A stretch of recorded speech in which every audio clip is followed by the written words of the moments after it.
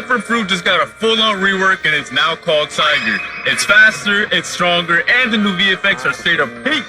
Alright, so let's start it off with the Z move. The visuals look way cleaner. The sound is way more impactful. So basically you hold Z to unleash a barrage of punches, then release or tap to fire off a massive projectile that sends your enemies flying. X move also got a complete overhaul and it's looking clean. You got two versions now depending on where you use it. On the ground, you are going to fire a blazing wheel that tears across the battlefield and climbs over anything in its path. But once you use it in the air, it's going to turn into a horizontal C ability.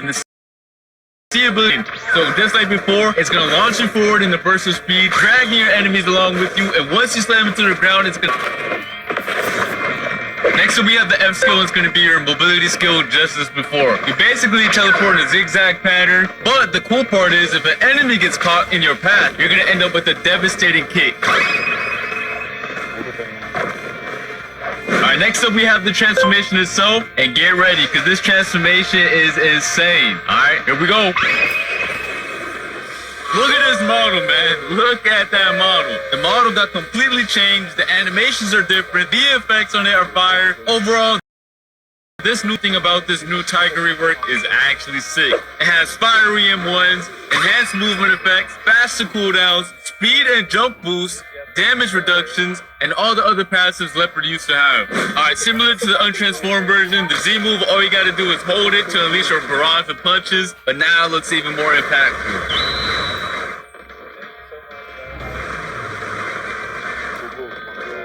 Alright, so next up we have the X move, which also splits into two styles again. So basically a grounded version and the aerial version. I'm gonna showcase them right now. Let me know what you guys think about the new Leopard rework so far. And spam the W's in the chat. Alright, and then next up we have the C move again. Same as before, similar effect, just bigger and stronger, alright? So I'm gonna showcase it right now. Let's get it.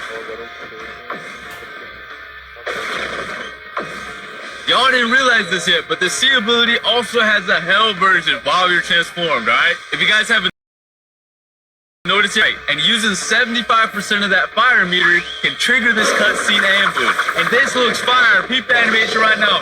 Oh my god. Whoever gets hit by this, you are basically cooked. You are getting ambushed with a relentless barrage, with a nice cutscene effect as well. And then next up we have the revamp F ability again. Basically the same as before. You teleport in a zigzag, and once you hit somebody with it, you do a nice little kick. Alright, that's gonna be it for the Tiger rework. Let me know your thoughts on it in the comment section down below. Honestly, I think it's a W rework, and it looks insane. I really love the transformation model, which is why I want to showcase one more thing to you guys. Another transformation. Tiger has tried to see it right now. The goal of this awakening is to give you some extra power for a limited time to close out the battle. Once you max out your fire meter, you can push beyond your limits and enter an awakened state. And this form is the true speed and damage demon. Let's get it. Alright, so the Z move is now completely different. Dash in with the crazy barrage and it ends with the fiery shockwave. And then next up we have the X move. Basically you charge a blazing fireball in your jaws and launch it as a massive, fast-moving projectile in the shape of a giant tiger. And then next up we have the C move, which is going to be even more insane than the previous version, alright? You blitz ahead with razor sharp claw slashes, ending in an even more devastating finishing punch. And that's not all. So remember how I said this fruit turns into a speed demon? Well, let me show you why. Once you use the C skill while in either tiger form, you gain a massive speed boost.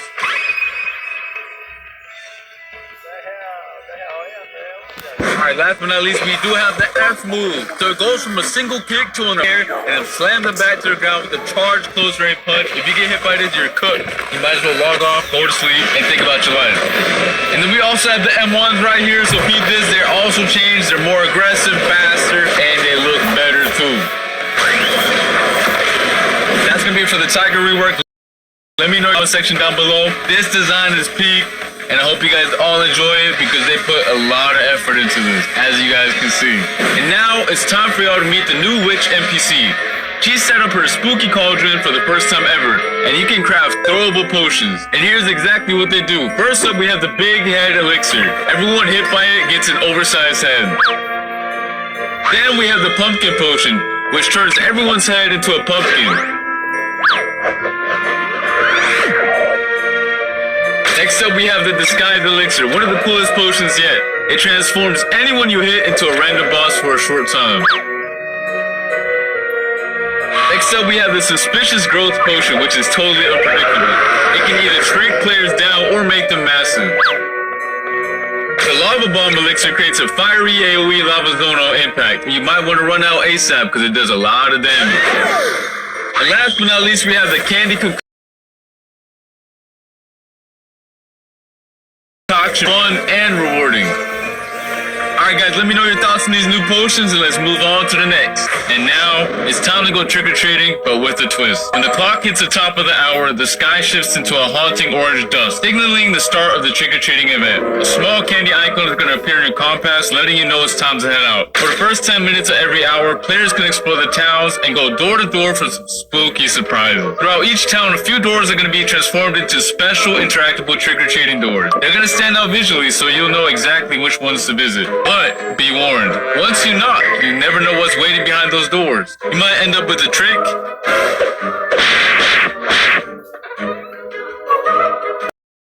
or you're gonna score yourself a treat.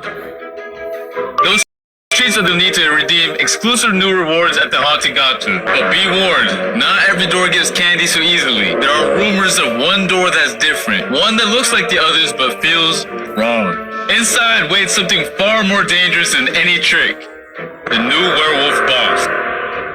He's out there hiding among the candy-filled doors, waiting for someone brave or foolish enough to find him. So stay sharp, stay ready, and whatever you do, knock carefully. Alright, and here's the best part. The werewolf is not just a boss fight. You can actually become him with the all-new Tiger mutation. And mutations are alternate versions of existing fruits. It changes your look and modifies your abilities. Players can permanently unlock the werewolf mutation by eating a physical werewolf fruit. Alright, and you can unlock this mutation to the brand new Haunted Gacha. And just look at that model. It's actually gas. And this is where all the candy you've been collecting from the trick-or-treat event pays off, such as the custom player backgrounds, the Coven Witch Hat accessory, the Pumpkin Mask accessory, and random physical fruits and more. And of course, the werewolf mutation itself. And this is how mutations actually work.